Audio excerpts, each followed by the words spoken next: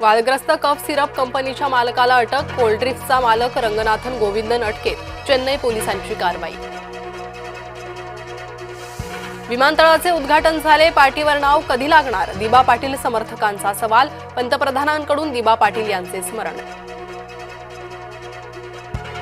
भारत आणि इंग्लंड दरम्यान आज विविध करार। भारताचे पंतप्रधान मोदी आणि इंग्लंडचे पंतप्रधान स्टार्मर यांची मुंबईत भेट। भारत आणि इंग्लंडच्या पंतप्रधानांमध्ये मुंबईत द्विपक्षीय चर्चा। सरन्यायाधीश जोडाफेक प्रकरणाला वेगळंच वळण। राकेश किशोर स्वतःच दलित असल्याचं उघडकीस।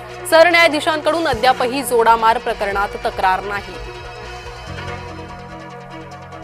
कोंढव्यात पुणे पोलिसांची धडक मोहीम। कोंढव्यात आक्षेपार्ह हालचाली। पुणे पोलिसांकडे खात्रीलायक माहिती।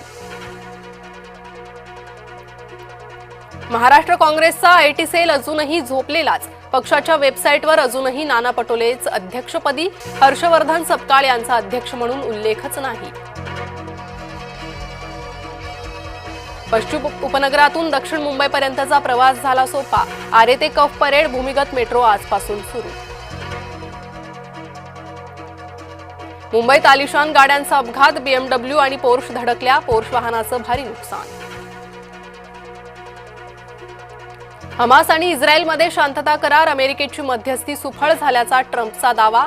नेत्यानाहू म्हणतात, हा केवळ पहिला टप्पा।